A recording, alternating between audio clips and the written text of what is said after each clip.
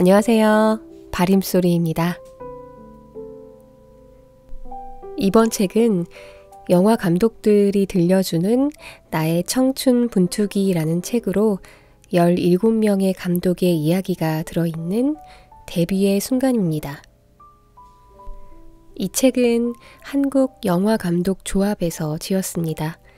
영화 잡지 키노와 필름 2.0, 시내 21 기자를 지냈고 현재는 시내 21 편집장을 역임하신 주성철 영화평론가가 엮었습니다. 누구에게나 첫사랑의 순간이 있듯 가슴 떨리는 데뷔의 순간이 모든 감독에겐 존재했습니다. 이 책은 설렘과 매혹, 무한한 끈기와 지옥 같은 좌절감, 자신을 내던지는 용기와 과도한 확신, 그리고 불타는 열정과 미친 애정이 동반된 광신도적 순간이자 몇몇은 영광스럽게, 대부분은 상처투성이로 데뷔작을 찍은 감독들의 입봉에 대한 기억입니다. 설렘과 부끄러움이 공존하는 기억을 헤집는 것 또한 이 책을 쓴 이유라고 밝혔습니다. 출판에는 도서 전문업체로 문학, 경제, 경영, 인문사회, 자연과학, 에세이 등을 펼쳐낸 푸른숲 출판사입니다. 출판물 소개. 아프니까 청춘이다? 아니, 아프면 병원에 가야지. 무슨 놈의 청춘이냐? 라는 댓글을 읽고 한참을 대굴대굴 구른 적이 있다는 필자의 말로 시작되는 서문입니다. 필자는 예전에 유행했던 말을 꺼내면서 불투명한 아티스트의 길을 걸어갔던 감독들의 혹독하고도 푸르던 청춘에 대한 얘기를 합니다. 그리고 모든 것은 픽션이 아닌 논픽션으로 말이죠. 때로는 스트레스도 친구로 삼으며 불확실성에 대한 매혹을 젊음의 특권으로 여기며 달려온 솔직한 과정의 진짜 이야기의 기록입니다. 그럼 본문 일부 낭독해 드릴 텐데요. 총 5명의 감독을 선별해서 낭독해 드리도록 하겠습니다. 그럼 그 첫 번째로 제가 정말 좋아하는 영화 번지점프를 하다의 감독 김대승 감독을 먼저 만나보시겠습니다. 당신도 주변에서 좋은 스승을 필사적으로 찾아야 한다.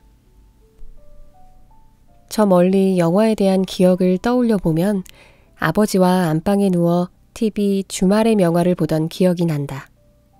아버지가 가끔 극장에 데려가셨는데 대여섯 살 때 제목도 모른 채 그냥 청량리에 있던 대왕극장에 끌려다녔다. 삼손과 데릴라, 배너 같은 영화들을 그렇게 봤다. 내가 그런 영화를 이해할 거라 생각하셨는지 아니면 그저 혼자 가기 심심해서 그러셨는지 알 순 없지만 그때 기억이 꽤 생생하게 남아있다. 극장 안에서 아저씨들이 담배도 피우고 퀴퀴한 냄새가 진동했다. 가장 강렬하게 다가왔던 영화는 바로 중학교 때 봤던 진 켈리, 스탠리 도넌의 사랑은 비를 타고다. 현실 같다가 갑자기 사람들이 춤을 추기 시작하고 마치 꿈을 꾸는 듯한 묘한 경험이었다. 진 켈리를 좋아하게 되어 그가 다르타냥으로 출연한 조지 시드니의 삼총사도 봤다. 배우이자 감독이었던 진 켈리를 보면서 어렴풋이 감독이라는 존재에 대한 선망을 품었던 것 같은데 어쨌든 아버지는 딱히 그런 나를 말리지 않으셨다. 아니, 아버지부터가 이미 못 말리는 영화광이셨다. 벽장에 직접 모은 극장 광고 찌라시가 엄청나게 많았는데 르네 클레망의 태양은 가득히 전단지로 딱지를 접어 놀았던 기억이 난다. 지금도 여전하시다.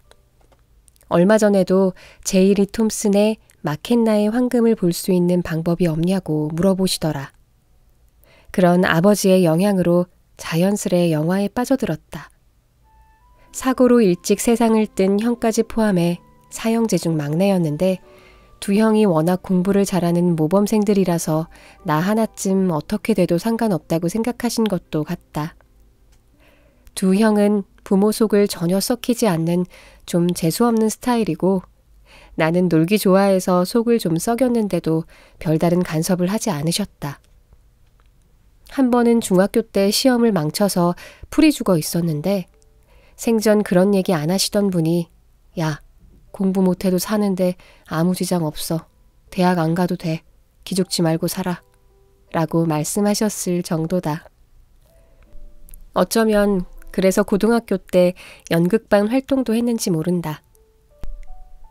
그러면서 문학에 관심을 가지게 되어 고등학교 3학년 때는 문창과에 가고 싶다고 말씀드렸다. 그런데 아버지가 도통 마음에 들지 않는다는 얼굴로 말리셨다. 왜 그래? 너 영화 감독한다고 했잖아. 뭔가에 얻어맞은 기분이었다. 내가 얼마나 영화를 좋아하는지 나 스스로도 헷갈렸던 그 진심을 아버지는 꿰뚫어 보셨던 거다. 그때는 실기시험 비중이 높아서 극단 연출가를 모셔다 과외까지 시켜주셨다. 그렇게 해서 중앙대 연극영화과에 진학하게 됐다. 부산 출신인 아버지는 경상도 남자 특유의 무뚝뚝함으로 자식들을 대하셨지만 그런 식으로 내 꿈을 지지해 주셨다. 어쩌면 당시로선 내가 감히 짐작하지 못했던 당신의 꿈이었을지도 모른다. 세상의 형편으로 인해 감히 입 밖에 꺼낼 수 없었던 문득 아버지가 내 데뷔작 번지점프를 하다를 보고 하셨던 말이 기억난다. 이 정도면 요즘 한국 영화 중에는 최고 아니냐? 그 말 한마디에 데뷔하기 전 나의 고된 시간들이 다 보상받는 느낌이었다. 대학을 졸업할 무렵이 되자 대학원에 가고 싶은 마음은 전혀 없고 바로 영화 현장에 뛰어들고 싶었다. 두 가지 길 사이에서 고민했다. 시대가 시대인 만큼 이은, 장윤현 감독 등이 주축이 되어 오 꿈의 나라, 파업 전야를 만든 장산군매에 들어가느냐 아니면 충무로에 뛰어드느냐 하는 고민이었다. 군대를 가기 싫어서 개기고 있던 상태에서 1987년 6월 항쟁을 겪었고 1988년에는 학생회 일도 하다 보니 어느덧 4학년이 됐다. 이은, 서우식, 최호 등과 함께 중앙대 연극영화과에 몇 안 되는 운동권으로 학원 자조와 투쟁, 예술대학생회 일을 열심히 했다. 다들 강의실에서 영화 공부보다 사회에 대한 관심이 더 크던 시절이었다. 당시 중앙대 총학생회장이었던 배우 박철민을 만나 그 매력에 반한 것도 그 즈음이었다. 이래서 자연스레 장산군매에 들어가지 않았을까 하는 막연한 꿈을 품어도 하등 이상할 것 없는 상황이었다. 하지만 결국 내 동기이자 현재 바른손 대표인 서우식이 장산군매에 들어갔고 나는 충무로 현장으로 갔다. 선배가 소개시켜준 정지영 감독의 하얀 전쟁 현장이었다. 앞서 남부군을 만든 정지영 감독님은 당대 가장 의식 있는 감독 중 하나였고 하얀 전쟁 또한 베트남전을 비판적 시각으로 바라보는 영화였기에 충무로 상업영화판과 타협한다는 자괴감이 덜했던 것 같다. 돌이켜보면 운이 좋아서 졸업 이후의 진로를 고민하는데 허송세월하지도 않아도 됐다. 2월에 졸업하고 4월에 방위로 군대 가서 1년 6개월 뒤 소집 해제를 받고 동사무소에 있다가 제대하고 2달 만에 충무로로 첫 출근을 했다. 게다가 초기 단계부터 참여했던 게 아니라 주요 배우들과 유영길 촬영감독, 김동호 조명감독 등 스태프들이 모두 세팅된 상태에서 스크립터로 들어갔다. 아마도 나처럼 첫 단추를 잘 끼운 운 좋은 케이스도 드물 것이다. 그게 기쁜 나머지 한동안 1시간 일찍 출근해서 사무실을 대걸레질하고 감독, 조감독 책상 다 닦고 기다렸다. 한 선배가 여기 청소하는 아주머니 있는데 너 뭐하냐? 라고 의아해할 정도였다. 들떠서 혼자 오버한 거다. 아무리 막내라도 정지영 감독 현장에서 일한다는 자부심으로 목에 힘이 잔뜩 들어갔던 것 같기도 하다. 하지만 일은 쉽지 않았다. 베트남 로케이션 촬영까지 다녀오는 하얀 전쟁처럼 큰 영화에 연출부가 나를 포함해 불과 3명뿐이었다.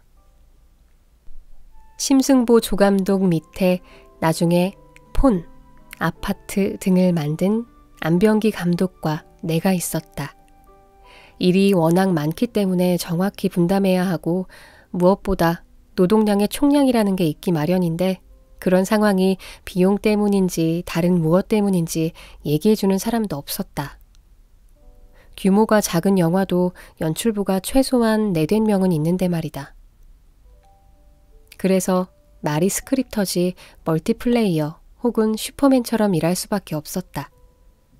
가방을 맨 채로 슬레이트를 꺼내 치고 오른손으로 초시계를 누른 다음 다시 슬레이트를 가방에 넣었다. 촬영이 끝나고 조감독이 내게 와서 기록장을 보여달라고 했는데 딱히 쓴 게 없었다. 그래도 자기는 스크립트 할 때 아무것도 쓸 수가 없었다며 너는 대사라도 썼구나 그러더라. 그렇게 촬영 내내 다른 아무것도 할 수 없을 만큼 굉장히 힘든 일이었다.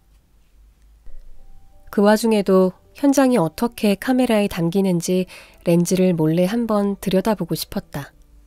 그러면 촬영부가 뒤에 와서 나 들으라고 그거 함부로 보다가 죽은 놈이 우리 집에 10몇 명이야. 그러고 갔다. 감독이나 촬영감독, 주연배우 외에 연출부 막내나 다른 스텝이 카메라를 들여다보는 건 꿈도 꿀 수 없는 시절이었다. 그렇게 뭐가 찍히는지도 모르는 상태에서 기록을 했다.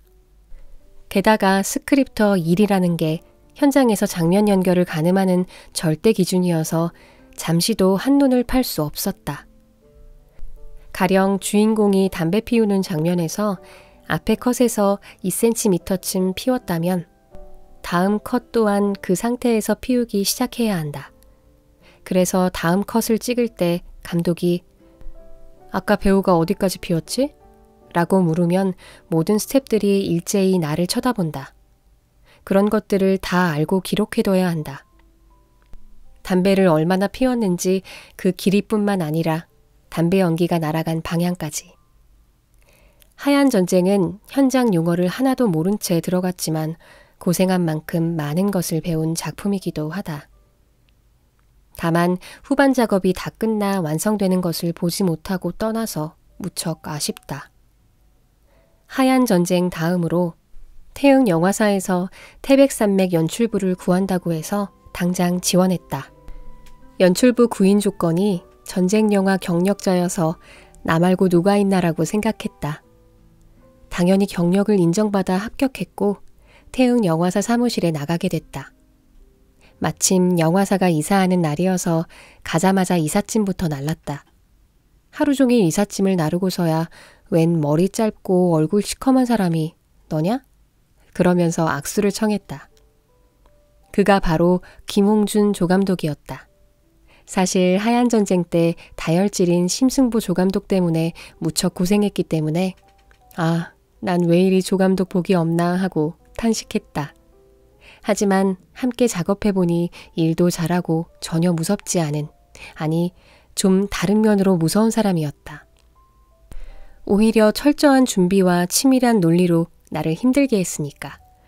아무튼 그때 첫인상은 정말 더러웠다. 그런데 태백산맥은 나중에 문민정부가 들어선 뒤에야 제작이 가능해졌다. 태흥 영화사 이태원 대표님 얘기로는 거금을 들여 판권을 샀는데 어느 날 높은 분이 전화를 걸어와 제작하지 말라고 했다고 한다. 그래서 태백산맥 연출부로 들어갔다가 서편제에 먼저 참여하게 됐다. 내게 한국 영화 중 내 인생의 영화를 꼽으라고 하면 임권택 감독님의 만다라, 이장우 감독님의 바보선언, 배창호 감독님의 기쁜 우리 젊은 날 3편이다.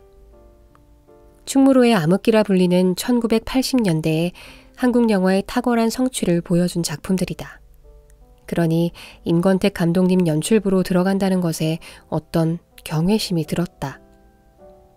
변영주 감독은 영화 일을 시작하자마자 정지영, 임권택 감독 연출부를 했던 나를 충무로의 진골이라 부르기도 하는데 내가 무슨 빽이 있는 것도 아니고 아무튼 뿌듯한 것과 별개로 끊임없이 긴장하게 되는 일이기도 했다.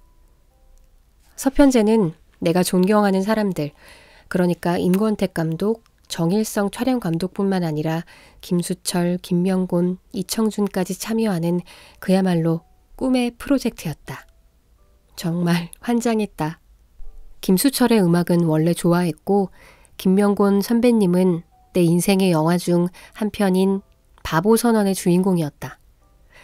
게다가 극단 아리랑에서 직접 쓰고 연출한 동학혁명 소재의 연극 가보세를 보고 존경하게 된 배우 겸 연출가였다. 이청준 작가의 당신들의 천국은 세상에 대한 나의 믿음을 뒤흔든 소설이었다. 임 감독님도 그 이삿날 배웠다. 이제야 비로소 거인의 진면목을 보게 된다는 생각에 잔뜩 긴장했었다. 처음 하셨던 말씀이 지금도 생생하다. 나는 네가 무슨 학교를 나오고 어떤 영화를 좋아하는지 중요하게 생각하지 않아. 얼마나 버틸 수 있는지 지켜볼 거야. 적어도 3년은 진득하게 일해야 조금 알게 될 거야. 그 말을 듣는 순간 기뻤다. 이제 충무로에서 1년 일했으니 앞으로 9년 더 일해서 10년을 채워야 뭔가 알게 될 거라고 생각했는데 불과 3년이라고 하신 거다. 아무리 몸이 피곤해도 그들과 함께한다는 생각에 매일매일 즐거웠다. 빨리 현장에 나가고 싶어 좀이 쑤시던 꿈같은 나날들이었다. 얼마나 열심히 일했냐면 남자들에게는 칭찬이 인색한 이태원 대표님이 쫑파티에서 야, 김대승이 너 괜찮은 놈이야 이 자식아. 그러실 정도였다. 하지만 그런 말을 듣기까지 그 과정은 내 넘치는 의욕과는 달리 결코 쉽지 않았다. 서편제 촬영이 시작되고 일벌백계의 첫 주인공이 바로 나였다. 내가 의상 담당 연출부였는데 의상 감독은 의상을 싸주면 그만이고 현장에서 바느질 해주는 아주머니를 빼면 의상 코디와 색깔 변화 관리까지 전부 내 담당이었다. 무덤가에 아기가 묶여있는 장면을 찍는데 김홍준 조감독이 야 대승아 저기 감독님 좀 하고 불렀다. 가자마자 바로 혼나기 시작했다. 밭에 나와 묶여있는 아기가 왜 이렇게 옷이 깨끗하냐며 정신머리 없는 놈이라고 꾸짖으셨다. 불과 얼마 전에 인자한 얼굴과 달리 그렇게 화내시는 모습을 처음 봤다. 아기의 옷을 사포로 갈고 흙이나 물도 묻혔어야 했던 거다. 그날의 기억은 지금도 생생하다. 어쩌면 감독님의 그런 엄격함에 면역이 되지 못한 채 마지막 조감독 작품인 춘향대원까지 쭉 갔던 것 같다.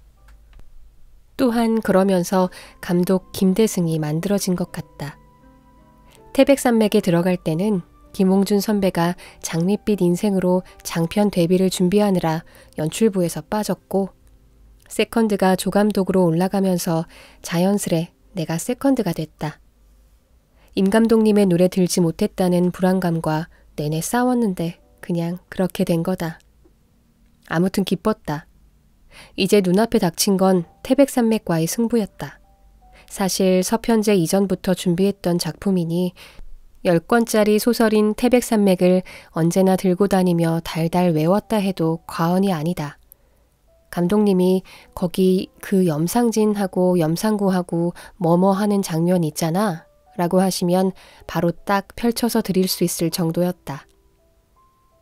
그런데 태백산맥이 시나리오부터 개봉까지 거의 3년 가까이 걸리다 보니 처음으로 회의가 들기 시작했다. 그런 가운데 감독님으로부터 뭔가를 지적당하면 또 한참 괴로웠다. 나는 왜 매번 지적당할까 하는 생각에 매일 밤 조감독과 소주 한 병, 라면 한 봉을 사서 나눠 먹고는 집에 갔다. 돈이 없으니까 생라면을 반으로 가르고 소주 한 병을 큰 컵에 반씩 따라서 원샷했다. 그럴 때 송능한 작가가 가끔 술을 사주며 위로해 주었다. 나중에 넘버3로 데뷔한 송능한 작가도 그때는 감독을 꿈꾸던 시기라 다들 우리가 언제쯤이면 이런 소작지를 끝낼까 하면서 서로 격려하며 견뎠다. 축제를 거쳐 노는 계집 창에서 드디어 조감독이 됐다. 작품 들어가기 전에 감독님이 어떤 영화를 할까 고민하시던 순간이 있었다. 그때 연출부 몇 명이 감독님 집에 모였는데 문득 야, 너네는 이번에 무슨 얘기를 하고 싶냐? 물으셨다. 내가 겁도 없이 멜로요 라고 말했다. 나는 진정으로 임권택 감독의 멜로 영화가 궁금했다. 가벼운 사랑 이야기 말고 진지한 성인들의 멜로를 다루면 좋을 것 같다고 생각했다. 어쨌든 내 바람이 담겼는지 어땠는지 모르겠지만 다음 작품으로 노는 계집 창을 하게 됐다. 여태껏 힘든 순간을 여러 번 돌파했지만 그것과 또 다른 정말 심각한 위기들이 닥쳤다. 그냥 연출부일 때랑 조감독일 때가 달랐다. 아마 감독은 그보다 더할 것이다. 벽제에 사창가 세트를 짓고 촬영하고 있었는데 마침 내가 예비군 훈련을 2박 3일 다녀왔다. 훈련 끝나자마자 밤 촬영에 복귀했는데 연출부들이 수군댔다. 분위기가 이상해서 회의 좀 하자고 불러서 무슨 일이냐고 물었더니 의상 담당 연출부가 촬영 때마다 의상 관리를 제대로 못해서 배우들의 의상 연결이 안 된다고 했다. 앞장면 뒷장면의 의상이 다르게 찍힌 거다. 그런데 그건 아무리 경험이 많아도 대책이 안 섰다. 빨리 감독님께 얘기해야겠다는 생각밖에 안 들었다.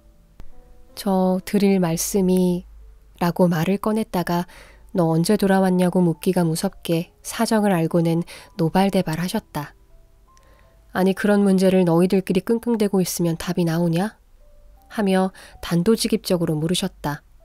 너 쟤 계속 데리고 갈 거야? 어떡할 거야? 결국 그 친구가 자진해서 빠졌고 나로서는 처음으로 힘든 것을 떠나 영화 만드는 것이 내 능력 밖의 일임을 실감했다. 진짜 그만둬야겠다고 결심했다. 혼나는 날이 늘고 조감독으로서 책임질 것들도 많아지니 순간 더 배우고 싶다는 내 욕심 때문에 계속 감독님 옆에 있으면 누가 되겠다는 생각이 들었다. 그래서 굳게 마음먹고 연출부, 촬영부 퍼스트를 비롯해 주변 동료들에게 그만두겠다고 말했다. 다들 아니 형 왜 그래요? 라며 말렸지만 결심은 변하지 않았다. 그런데 그날따라 퇴근하던 감독님이 웬일로 먼저 오늘 수고 많았어 그러시는 거다. 너무 기분이 이상했다. 분명 심기가 불편한 상태였을 감독님이 먼저 인사를 건네셨다. 나도 모르게 화장실에 가서 펑펑 울었다. 왜 그랬는지 지금도 잘 설명할 순 없지만 다시 열심히 해야겠다고 마음을 고쳐먹었다.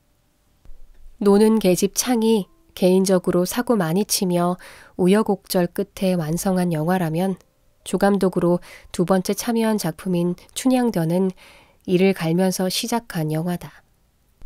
거의 잠도 자지 않고 일했다. 가령 그 유명한 어서출두 장면의 경우 엑스트라만 300명이고 악기 연주자와 주요 배우들까지 합하면 거의 400명에 달한다. 사극에서 400명이라는 숫자는 의상에다 헤어스타일까지 완료한다고 가정했을 때 동트기 전부터 준비해도 점심 먹고 촬영 들어가면 잘했다고 할 수 있다.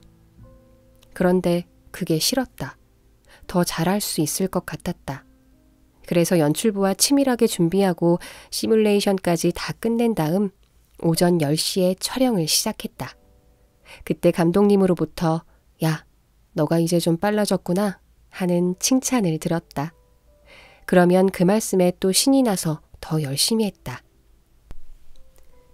현장에서 죽을 둥 살 둥 열심히 하니까 이제 좀 나에 대한 믿음이 생기셨는지 신인 배우였던 조승우와 이효정을 연습시키라고 하시고는 다른 걸 준비하셨다. 감독님이 말하셨던 대로 연기가 되면 그제야 데려가 촬영을 시작하는 거다. 그렇게 연기 지도를 하면서 배우들의 동선 등 그 장면의 그림이 그려지기 시작했다. 감독님이 왜 내게 그걸 시키셨는지 알게 됐다고나 할까? 물론 매번 느꼈던 것이지만 임 감독님의 집요함은 감히 내가 따라갈 수 없는 수준이다. 스튜디오 촬영 마지막 날, 춘향이의 집에서 몽룡과 춘향이 끌어안고 키스하는 한 컷을 찍는데 유난히 그날따라 배우들이 못하더라. 스튜디오를 비워야 하는 시간은 점점 다가오는데 촬영이 마무리되지 않으니 급기야 스태프들이 지쳐서 몰래 어딘가 짱 박혀서 자기 시작했다. 어느 순간 보니까 감독님, 나, 그리고 승우와 효정 4사람만 깨어 있었다. 정일성 촬영 감독님도 거의 카메라 렌즈에 눈을 대고 주무시는 수준이었다. 그런 임 감독님을 보면서 독이 올랐다.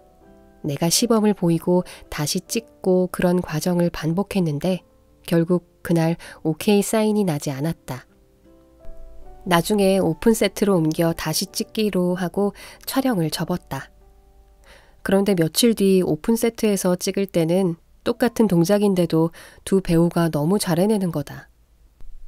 그때 감독님이 나를 보시더니 어땠어? 하고 묻더라. 네? 하고 되물으니 어땠냐고 네가 그날부터 쭉 봤잖아. 그러셨다. 그래서 잘하긴 했는데 이러저러한 게 문제 같다고 말씀드렸더니 그래 다시 연습시켜 라고 말씀하셨다. 그렇게 다시 좀 더 맞춰본 다음 촬영에 들어갔고 어때 괜찮아? 하고 다시 물으시기에 이제 된 것 같습니다. 그랬더니 오케이 사인을 내리셨다. 말하자면 컷을 결정하는 데까지 내 의견을 깊이 여쭤보셨다. 현장에서 그런 일들이 생기기 시작하면서 기분이 이상했다. 매일 야단만 맞던 내게 이런 일이 생기다니. 언제나 어려운 스승이었는데 춘향전 촬영 중반 이후 내게 연습시켜 라고 말씀하신 다음 감독님 준비됐습니다 하면 그때 오시는 그런 일들이 많아지기 시작하면서 뿌듯한 책임감도 느끼게 됐다. 그런 수련의 과정을 거치면서 비로소 춘향전 촬영이 끝나니까 이제 진짜 조감독을 잘할 수 있겠다는 생각이 들었다. 그런데 한편으로는 내가 2편의 조감독을 했으니 연출부 후배들을 위해 빠져줘야겠다는 생각도 들었다. 그래서 고심 끝에 감독님을 찾아가 이제 데뷔를 준비하고 싶다고 말씀드렸다. 일이 고되고 나 자신에 대한 확신이 없어서 그만둬야겠다고 결심했던 지난 순간들과는 사뭇 기분이 달랐다. 감독님이 잠시 말씀이 없으셨다. 한 번 더 조감독을 하면 훨씬 더 잘할 것 같은데 하는 표정인 것 같기도 하고 아니면 이제 하산해도 되겠다는 표정인 것 같기도 했다. 임 감독님 연출부 조감독으로 지나온 시간들을 떠올려 보면 처음에는 허송세월하고 있다는 생각에 불안했다. 내가 별 도움이 안 되는구나 하는 생각을 떨치기 힘들었다. 그런데 축제, 노는 계집 창을 거치면서 연출부로서 내가 해야 할 일이 무엇인지 깨닫게 되고 춘향전에 이르러서는 감히 감독님의 의중을 조금이나마 짐작이라도 한 것 같다. 언제나 시키는 대로 따르고 버려놓은 실수를 수습하며 우왕좌왕 버텨온 시간들이었는데 그러면서 은연중에 내 스타일도 자리 잡혀간 게 아닐까 싶다. 때로는 거의 투쟁적으로 신명나게 일하고 한편으로는 의기소침할 때도 있었지만 그 모든 시간들이 감독님의 자장 안으로 흡수돼가는 의미 있는 시간들이었다. 그래서 춘향전까지 버티지 못했다면 과연 뭘 배울 수 있었을까? 아찔한 생각도 든다. 그리고 그때까지 배운 것으로 아직까지 감독질을 하고 있는 것 같다. 임 감독님을 떠나 데뷔를 준비하면서 내 인생 처음으로 아찔한 순간들이 닥치기 시작했다. 그건 연출부로 있던 지난 8년여의 시간보다 더한 경험이었다. 노는 계집 창과 춘향전 사이에 영화진흥위원회로부터 300만 원 정도의 지원금을 받아 단편을 하나 만든 적이 있다. 여기저기 영화사들을 찾아다니며 35mm 필름 짜투리를 100자, 200자 얻어서 완성했다. 당시만 해도 영화제가 없었으니 그저 완성한 걸로 좋겠고 납품을 해야 하니까 영진위에 보낸 게 다였다. 그런데 이제는 단편 하나 만들자라고 생각할 때와는 상황이 달랐다. 장편 데뷔작이 바로 사람들이 나를 평가하는 기준이 될 것 아닌가? 고민의 크기부터 다를 수밖에 없었다. 무엇보다 나는 세상에 대해 말하고 싶었다. 1987년 6월 항쟁의 주역이었던 사람들이 재빠르게 변신해서 세상의 중심으로 자리를 잡아가고 있고, 예전에 우리의 타도 대상이었던 사람들은 여전히 단단하게 이 사회의 뿌리를 내리고 있다. 그런데 나는 그들과 달리 아직도 그 부러진 깃발을 들고 서 있는 사람들에 대한 얘기를 하고 싶었다. 1987년의 분노가 기득권 우파 세력에 대한 것이었다면 이제 그것은 보다 복잡한 양상으로 커져가고 있었다. 등장인물로 국회의원과 퀵서비스 기사 등을 설정하고 시놉시스와 트리트먼트를 완성해 제작자를 찾아갔다. 이런 얘기로 데뷔하고 싶다고 했더니 한치의 망설임도 없이 답변이 돌아왔다. 너 같으면 이런 영화를 보겠냐?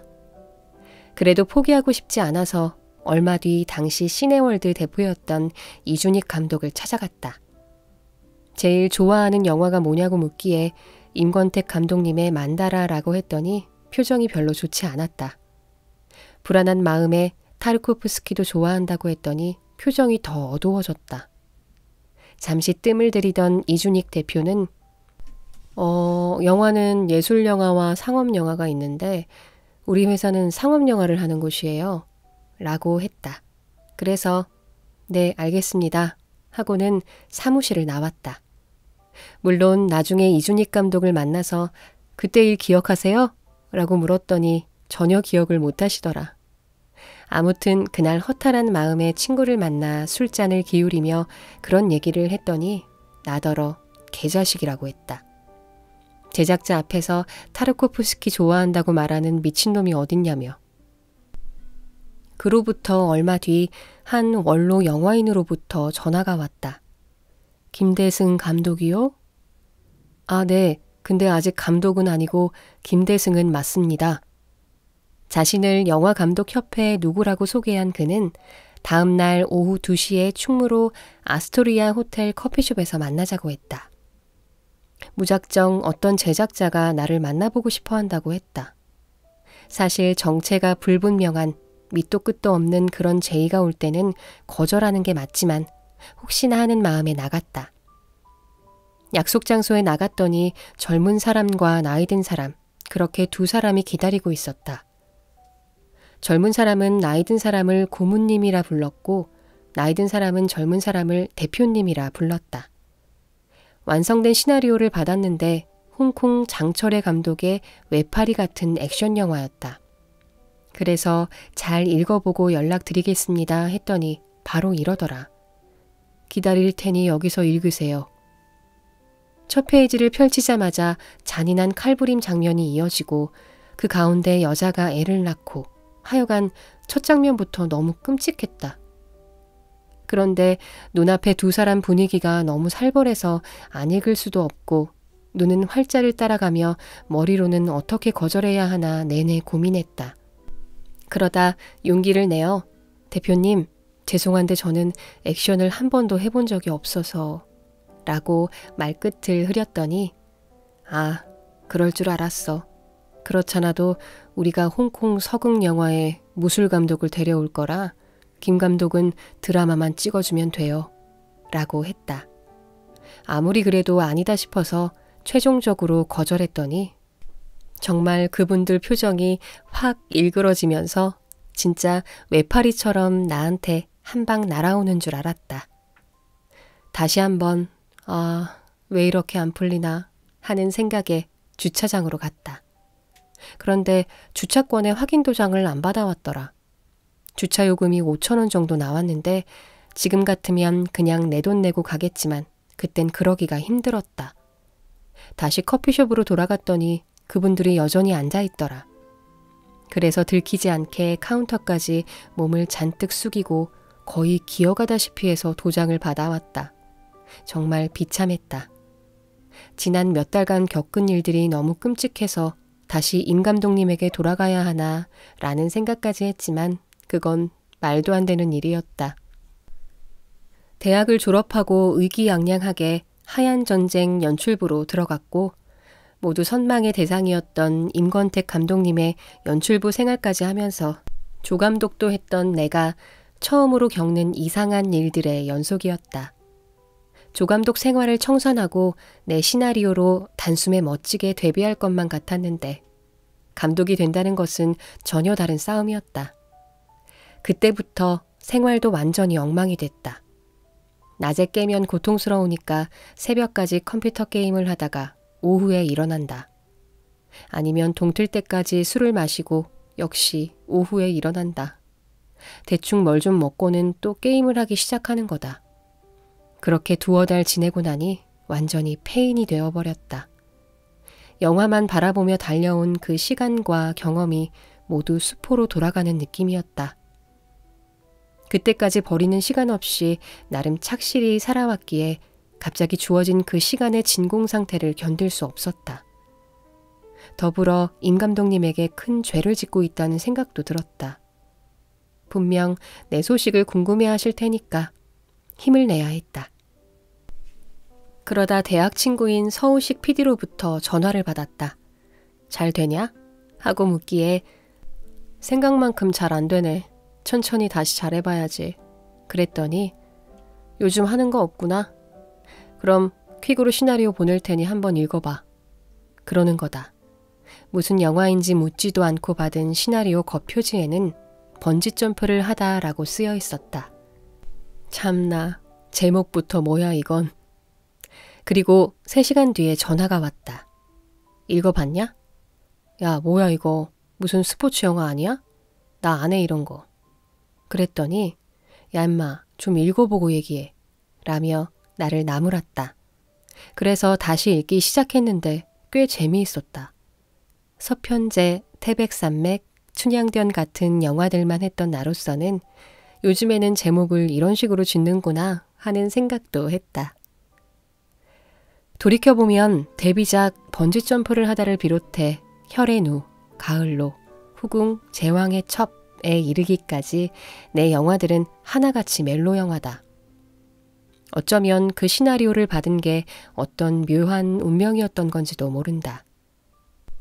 얼마 뒤 서우식 PD가 제작자를 소개시켜 주겠다고 했다. 그러면서 내가 못 믿어온지 그 전에 미리 예행 연습을 하자고 했다.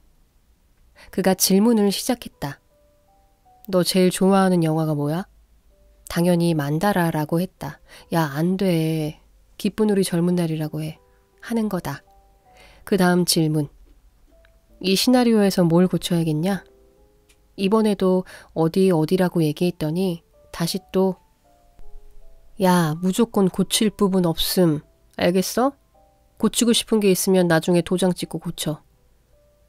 그리고 다음 날 눈 엔터테인먼트의 최낙권 대표를 만났다.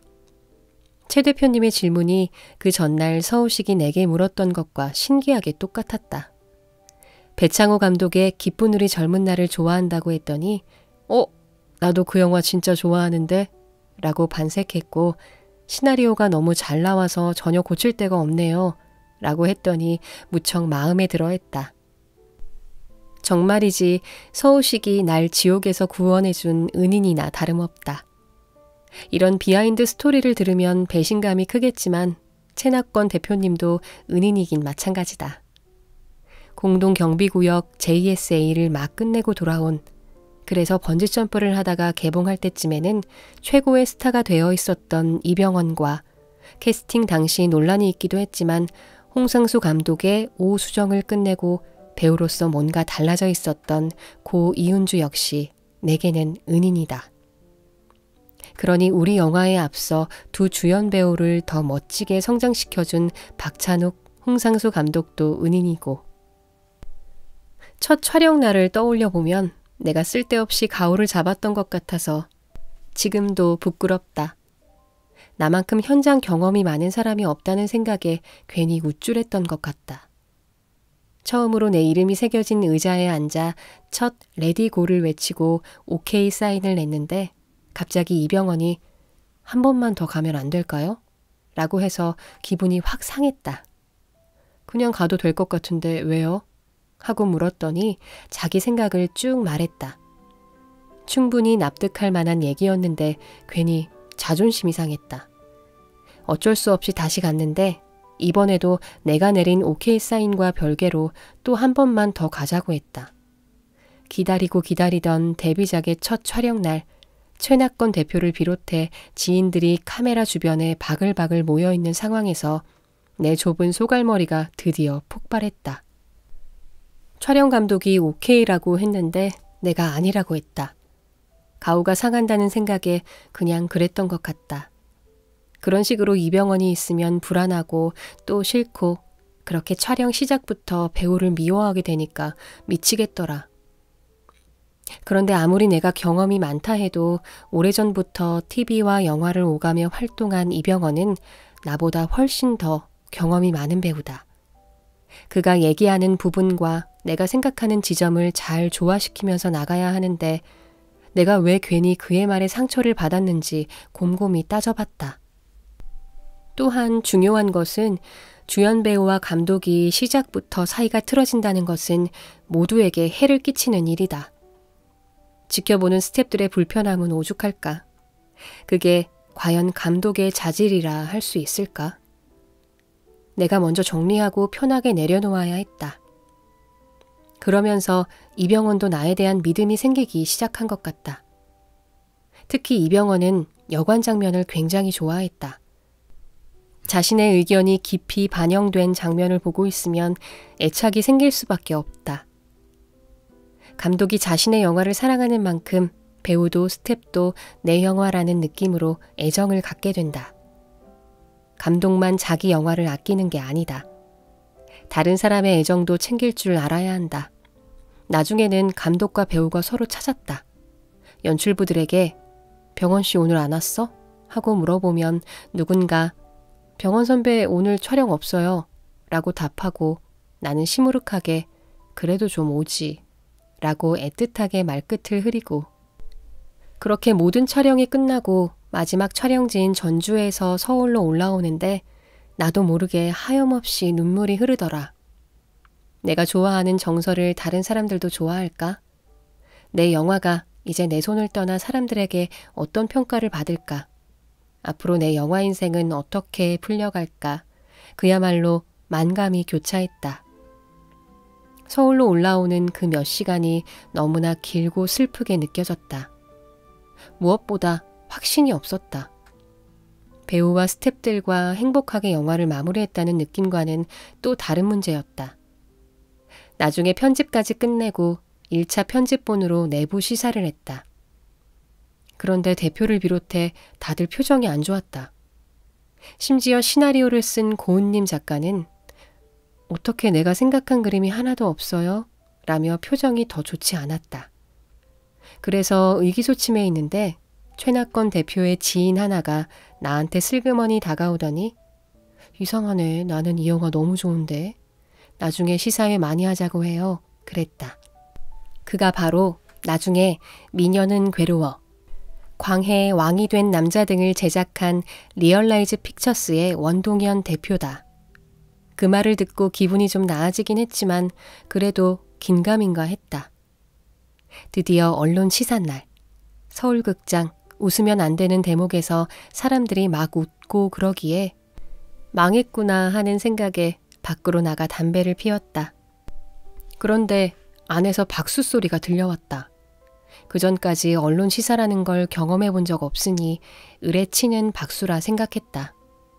그런데 이병헌 매니저가 제일 먼저 뛰어나와 무슨 외국 영화 같아요, 감독님. 도대체 뭘 어떻게 하신 거예요? 그러는 거다. 뒤이어 나오는 배우들의 밝은 표정을 보고 비로소 자신감이 생겼다. 물론 언론 시사 후 시내 21에 실린 별점을 보니 심영섭 평론가가 별 2개에 맨땅에 헤딩한 멜로라고 썼더라. 나중에 물어보니 좋은 의미로 쓴 말이었는데 왜 2개만 준 건지. 그래도 가장 궁금한 것은 임 감독님의 평가였다. 시사회 직후 시내 2000의 이춘현 대표님은 영화를 너무 잘 봤다며 인사를 건넸고 다른 분들도 좋은 말을 많이 해주었다. 그때도 나는 임 감독님 표정에 온통 신경이 쏠려 있었다. 그런 분위기 속에서 감독님은 아무 말씀이 없으셨다. 시간이 좀 지나 드디어 감독님과 단 둘이 마주하게 됐는데 또 막 야단을 치셨다. 특정 장면의 사운드에 대한 지적, 그리고 어떤 장면에서는 뭘 더 확실히 보여줬어야 한다는 말씀까지 너무 공감되는 얘기들이었다. 그런데 그 다음 주에 시내 20일을 보니 나에 대한 인터뷰를 하셨더라. 김대승 감독이 열이 내어서 감독을 제대로 할까 걱정했는데 참 장점이 많은 영화였다면서 몸둘 바를 모르게 칭찬하셨다. 그날 나한테도 그런 말씀 좀 해주셨으면 좋았을 텐데. 아무튼 잡지를 읽다가 또 울컥해버렸다. 돌이켜보면 나는 정말 운이 좋았던 것 같다. 대학 졸업하고 군대 갔다 온 다음 바로 연출부 생활을 10여 년이나 했으니 아무런 돈벌이를 하지 못한 것이나 마찬가지다. 그 10년 동안 번 돈이 2천만 원도 안 될 거다. 그런 아들에게 잔소리 한번 하지 않으신 아버지는 늘 큰 힘이 됐다. 지방 촬영을 가서 집을 보름쯤 비워도 전혀 개의치 않으셨다. 그저 열심히 하라고만 하셨다. 아마도 내가 모시고 일한 감독님 덕택일 것이다. 내 아들이 돈 안 되는 영화 일을 하고 있지만 정지영, 임권택 감독 밑에서라면 제대로 배우고 언젠가 꽃을 피울 것이라 낙관하셨던 것 아닐까? 어쩌면 감독이 되기 위해 달려온 길이 그런 감독님으로부터 인정받기 위해 고심 끝에 이제 데뷔 준비하겠습니다 라는 말을 꺼내기 위해 기다려온 시간일지도 모르겠다. 연출부 시절 설날이면 다 같이 감독님께 세배를 갔다. 서편제를 끝내고 난 다음 해였나?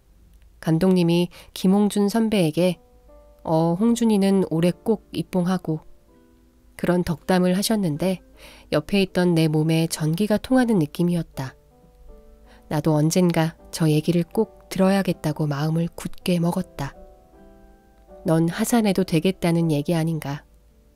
결국 그 얘기는 끝까지 듣지 못했다. 그래도 결혼식 때 주례를 서주셨으니 반타작 정도는 한 것 아닌가? 누군가 내게 데뷔작을 만들기까지 그 고난의 시간을 어떻게 견뎠냐고 묻는다면 절대 고난이 아니라 설레는 마음으로 계속 배우는 과정이었다고 말하고 싶다. 내가 충무로 도제의 마지막 세대라면 그 덕을 가장 잘 본 경우일 것이다. 지금껏 내가 말한 운의 거의 모든 것은 임권택 패밀리에 속했기에 가능했다. 살면서 로또 5,000원짜리 한 번도 맞춰본 적 없는 내가 감당하기 힘든 운이랄까?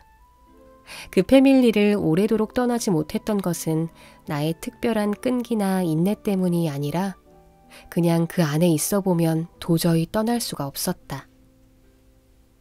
언제나 오늘은 뭘 배울 수 있을까 생각하고 촬영에 임하면 현장에서 전혀 상상도 못했던 마술이 펼쳐지니 어떻게 떠날 수 있겠나. 그런 감독님과 한 작품이라도 더 하고 한 장면이라도 더 봐야지. 물론 그 안에서 거저 얻는 것은 없다. 그런 것들을 흡수하려는 마음가짐은 스스로 다져야 한다. 그리고 절대 포기해서는 안 된다. 언제나 하는 말이지만 누군가 내 영화에서 조그만 장점이라도 발견한다면 그건 다 임 감독님 덕분이다. 그렇게 임권택 감독 연출부라는 자부심은 지난 힘든 시간을 견디게 해준 든든한 버팀목이었다. 내가 잘 못하면 감독님을 욕먹게 만든다는 것이라는 생각에 몇 배나 더 열심히 했다. 누군가는 미련하다고 할지도 모르지만 나로서는 좋은 스승 밑에서 오랜 시간 숙성시켜온 그 경험이 지금의 나를 만들었다. 좋은 스승을 만나는 것은 인생 최대의 복이다. 당신도 주변에서 좋은 스승을 필사적으로 찾아야 한다. 이렇게 필자가 1년간 틈틈이 만나온 17명의 감독들 모두 청춘에 버티는 삶이란 결국 행복으로 향하는 길이라고 했는데요. 저마다 꿈을 향해 달려가는 세상 모든 청춘들이 진심으로 행복해졌으면 좋겠다는 말을 덧붙였습니다. 여기까지 데뷔의 순간이었습니다.